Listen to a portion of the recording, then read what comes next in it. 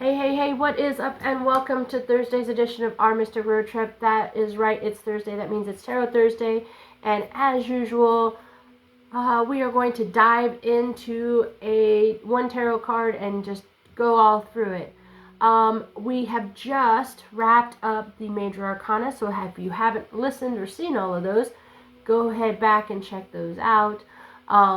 Today we are starting with a new suit, and we're going to start in the suit of swords. And so what that means for this situation is that we're going to go over a little general knowledge about swords so we can kind of understand where we're headed in this journey. Just like with the Major Arcana, the way I look at it is that from Ace to King, this is another story. It may be a story of smaller details, but it is a story nonetheless. You start at Ace, you go to King, and it's a gradual progression. It is a story. So, and in this situation, we'll talk about swords and what that story is overarching talking about, right? So, of course, before we get started, I have to do my typical shameless plugging. Also, I probably should introduce myself. Sorry, guys. If you're new here, my name is Kim.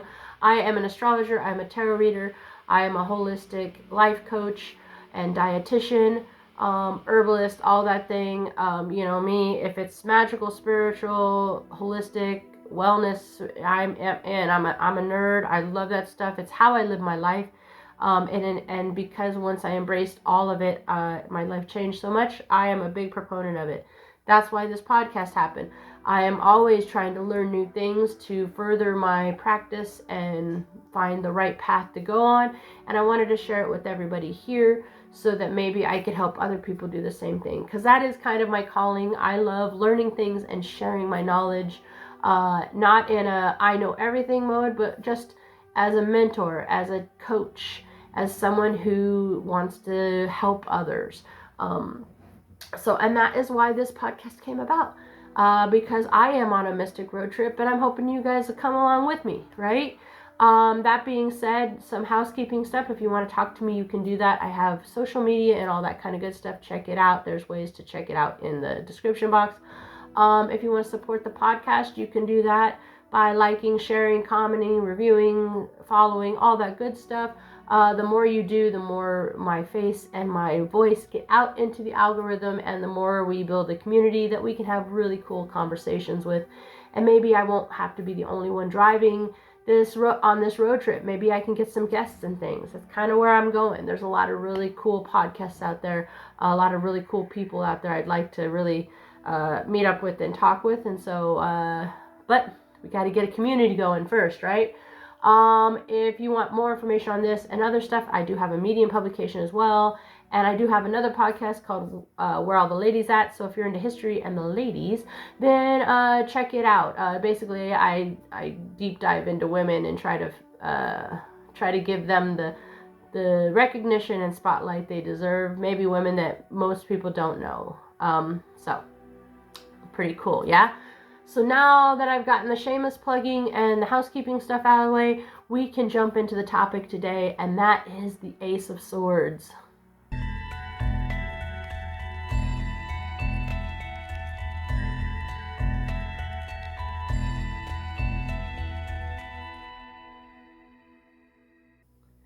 Alright, so Ace of Swords. Before we get started into the Ace of Swords, let's talk about the suit of swords itself, right?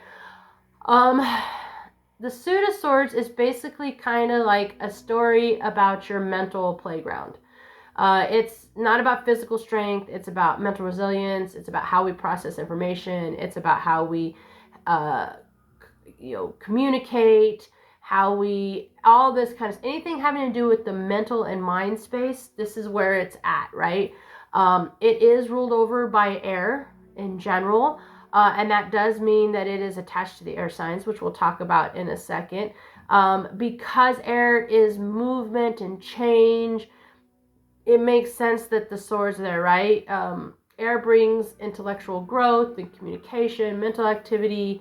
These are all key themes of the sword. So let's talk about the key themes. So intellect, So intellect, the suit sharpens your ability to think critically. It can talk about solving problems and making sense of complex situations. Communication wise, it can help you really. It really talks about how you express yourself, how you communicate with others. You know, anything that means misunderstandings, arguments, breakthroughs, all of that can be lumped under. Sorry, guys, there's a hair in my eye. All underneath the sword sign. So also conflict, right? So sometimes there's mental conflict. It could be internal struggle or a disagreement, whatever it is. The suit of swords is that's what this is about. Sorry, guys, I got this thing on my finger and I can't. There we go. All right, let's look at. Also, decision making is a big thing, right? Because it's about mental clarity and focus in the mind. So that's where the realm of swords is, and because it is attached to air, that means it is associated primarily with air signs. So Gemra, that's a Gemini Libra mix. It's a weird combo. Gemini and Libra and Aquarius. So Geminis are kind of known for being quick-witted. They're adaptable. Libras are balanced and fair. Aquariuses are like think outside the box kind of thing, unique perspective, all that. So you can see why they're air signs and therefore attached to the swords. The planet is Mercury, which makes sense because if you're in astrology, you know Mercury is the planet of communication, thought process, and information. And so that's kind of where we're going with the swords, right? So this is kind of an overview of the swords. And what's going to happen is with every suit, I'll do something like this. We got a while before we get to the next suit. Yeah, so we got a couple months before we get to the next suit. But just so you know, when we start a new suit, I'll usually do something like this. That being said, let's jump into our first card. So, the Ace of Swords, it's all about the beginning. It is where the Suit of Swords story begins, right? So, if it's pulled upright, it usually talks about your mind is pretty sharp. It's really ready to take on the world. There's been a mental breakthrough, maybe a moment of clarity, an aha moment. The fog has lifted and you are ready to roll, right? This could be new beginnings, like new ideas, maybe fresh ideas coming in. The mind is ready to take action. It could be mental clarity. So you could have had like fog glasses on and now you finally see the truth. It really talks about cutting through confusion and to see things the way they really are. Triumph, so maybe you've overcome a struggle or a mental challenge recently. And it's basically saying, okay, you got it. It's cool. Power of truth. Also, it could be like the Ace of Swords is really reminds you that truth will always find its way through, right? Even if it seems it's hidden sometimes, by embracing the truth, you can let it guide your decisions and have a more thoughtful and authentic experience. If it's reversed, it could talk about miscommunication, mental fog, like nothing seems clear, you can't focus, it's hard to really weed your way through these things, you're not really thinking clearly. Confusion and doubt too, so like you're questioning your decisions, you're struggling to really find what's true, and it could just be like, if it's upside down, it's just saying slow down, like take a step back and just kind of wait for the fog to clear. Like that's the best option, right? So we're going to talk about the symbology. And at first I'm going to give the typical PSA. For those that have already heard it, I'm sure you're getting tired of it. For those that haven't, if you go back and watch the other podcast, you'll definitely hear it when I'm talking about the symbology. Oh, and also when I'm talking about how to read it. I know we just talked about the reverse. Some people don't read it like that, and that's fine. I'm giving you the traditional standard, I'll use air quotes, view on it so that you can have that knowledge so you can use it in your practice, right? So when I'm talking about the symbols, I'm talking about the traditional deck, typically like the Rider-Waite kind of theme. I know there's many different decks that have different ideas. Even I have one, right? I have one called the Black Cat's Tarot, which is an amazing tarot. but the visuals are different. So usually the imagery, there's some sort of imagery consistency though. All right, so in the traditional, you'll see a cloud, right? And the cloud is like representing confusion, obscurity. It's a fog that kind of clouds your judgment and makes it hard to see the truth. In the card though, the cloud is the sword is cutting through these clouds, right? So it's kind of like showing like there's a bolt of clarity coming out of this fog, right? It's saying that there's a moment of realization, an aha moment.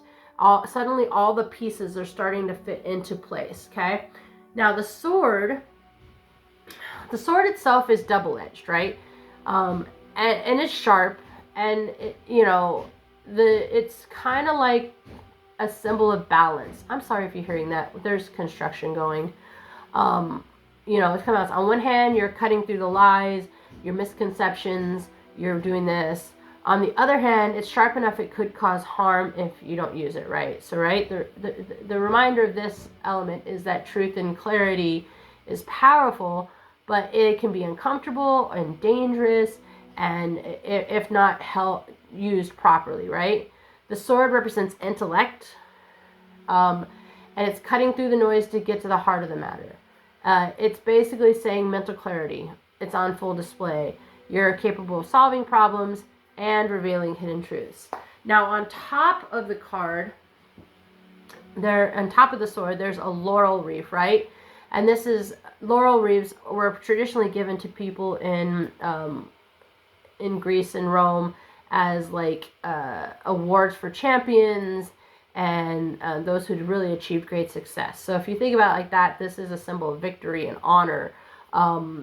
Placing the wreath above the sword, that means that the clarity isn't just a passing thought. It is like you have overcome something. The clarity you have gained will bring you honor and recognition. If it's kind of the reminder that clarity and truth are not only valuable, but they can lead to success and respect. And those are the main themes.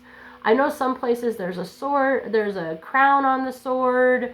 There's all kinds of different imagery, but basically the crown and the laurel wreath kind of are the same theory, like victory, honor kind of thing. So let's look at the numerology. So, sorry guys, I gotta pet my cat. Oh, I love the mama. She's so cute. Anyways, numerology. Do not get distracted by the cat. It can happen, guys. It can happen. For those people that have cats, you know what I'm saying. Anyways, so the ace is represented by the number 1, and the number 1 is new beginnings and fresh starts. So that number is perfectly succinct with what the story is, right? If you've been stuck in a mental fog or facing confusion, this card is a reset button. It helps kind of cut through all that stuff. It's going to clear away the clutter. It's going to open you up for new ideas and decisions. It's basically a chance for you to step forward boldly. Go boldly. Boldly go where no person, I say person, has gone before. Because you found a newfound mental clarity. You found so that you can progress and succeed. So, going into the element sign and associated with the Ace of Swords. So just like the Suit of Swords, the Ace is by element of air. We've kind of already talked about that, right? What air means, right? This is you're dealing with the mental realm, and it's full of ideas and possibilities. You can now think critically, so that you can make, the best decision and communicate it too. Not just make it, but communicate it. Because remember, swords are about the mind, but also about communication. So that's why, as I said before, they're attached to the air signs, is because there are, air signs are traditionally really very much mentally focused. They're intellectuals, and they're also very good at speaking. So like Gemini is like super curious. They're an adaptable thinker, right? They like new ideas and perspectives. Libras are decision makers. And Aquarius, of course, like I said, are visionaries. All these things play into this role pretty well. The planet is Mercury, as I said. It is attached with this. And you know, with this one, Mercury's influence is very, very strong, right? So your words and your thoughts are pretty sharp, pretty clear, and pretty effective.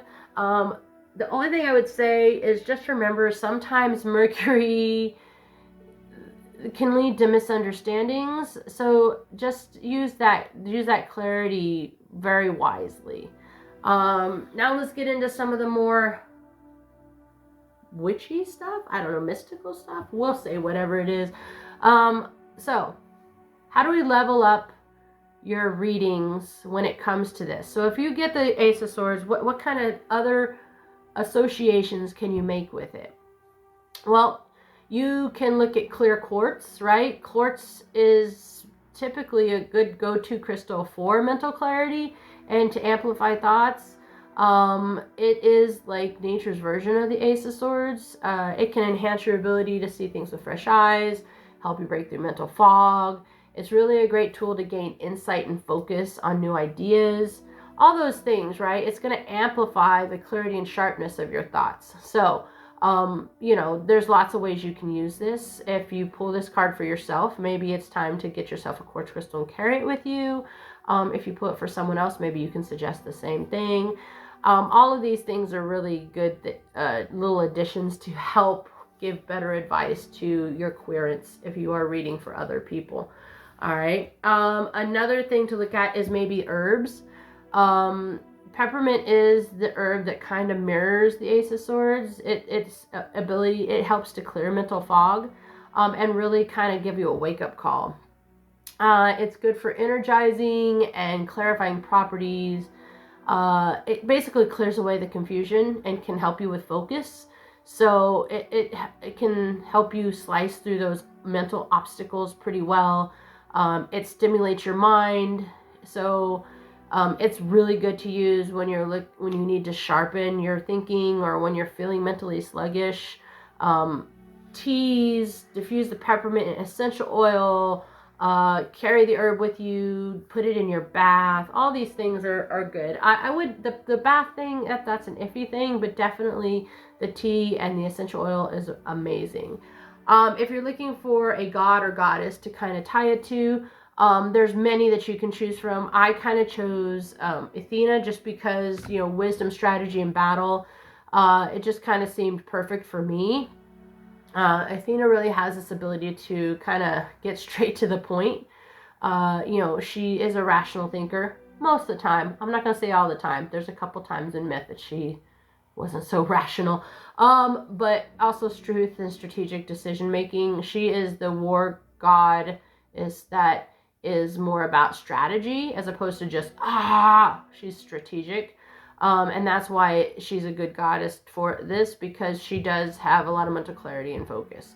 So if you're having a problem and you want, like, invoking her can really kind of help. And the thing with most gods is, and a lot of people might have a different opinion, I think the gods and goddesses, yes, you may follow a certain culture, a certain path, a certain god's mythos, but I think there also, first of all, there's always like correlations between, you can find a goddess in almost any mythos that you may follow that is the equivalent of Athena. She's there. But you can invoke her. Why not? If you need to, why not? The color that goes with her, with her, not with her in particular, but just with the card itself, is blue. Because blue in color theory, now if you go back to Monday's edition, I talk about chromotherapy. And here's the thing. Blue is kind of a color that it's calming. It helps, like, it's great for, like, clarity. It's all these things, right? It's the psychology of blue. If you paint a room blue, you're going to naturally feel more calm, right? So using blue can help you focus and and have good communication. It's going to help you ground yourself a little bit. So if you're really struggling with mental tasks, I say, like, try to keep blue near you. Maybe wear blue, or maybe you can decorate with blue. I would suggest like cooler colors are always more calming. So if you're trying to create, once again, there's more information on Mondays. So if you're interested in that, go back and check it out. But in general, cooler colors are very calming and very relaxing and very grounding, while warmer colors are more invigorating and more all that. So use that how you will, whether it's using the color of candle or whether it's like decorating the room, and that's whatever it is, wearing the color, whatever you think is the right thing to do. So how can you use the energy of the Ace of Swords? So let's say you wake up in the morning like I do, and you do your daily card pull, right? I do it every morning. And you get this card. So how would you use the energy from this, right? So if you think you have this big decision, you could just take a few minutes and meditate. Maybe think about clarity and truth. Picture the sword. Use the imagery of the card and picture the sword cutting through the fog. And with every breath, kind of imagine yourself being more focused and more connected, like maybe you're the person, maybe you're the sword, right? Or you're holding the sword and you're pushing it through the clouds, right? And with every breath, you're pushing it further out. And that could help you kind of refocus and rededicate. I think if you're overwhelmed, this card talks about finding the truth in any situation. So if you're feeling a little mentally bogged down, doing some breathing exercises and really thinking to yourself, what's the truth in this situation, right? Because we lie to ourselves, right? Oh, that person isn't texting me back, it must mean they hate me. But maybe the truth of the matter is they're busy, or maybe they just are in a place where they don't feel like talking. That sometimes happens to people. And so you have to look at the truth. Maybe I said something. Well, no, the truth is maybe it has nothing to do with you, right? So really focusing on that, right? A good way to do that can be journaling, right? And make that gets to the root of the thing, root of the situation. Just remember, clarity and insight are always within reach. You just need to give yourself time to think about it, right? When it comes to communication, I would say clear and direct communication is the best. So if you're preparing for a conversation and you grab this card, it's just telling you to be honest and confident, right? It could be a difficult conversation. It could just be a simple conversation. Whatever it is, you need to focus on communicating your thoughts. However, just remember, clarity does not mean to be harsh. It doesn't mean to go in there and just bulldoze everybody, right? Use the energy from this for open communication to really speak your truth, but do it with respect and understanding, because you're going to get further with that than you are the other option, right? So I think that's it for the Ace of Swords, guys. I hope this look at it kind of gave you the insight. So if you look at it as a story, the Ace of Swords is the beginning of the Swords story, right? Much like the Fool is the beginning in the Major Arcana, the Ace of Swords is that aha moment. And as we go through, you're going to see that there is a story to be told with this Swords. Once again, it's just not like the major earth-shattering ones of the Major Arcana. It's more of a simpler, I hate the word mundane, but more mundane kind of story. It's like the everyday story versus the overarching story. Let's look at it. I'm a writer, so that just popped in my head.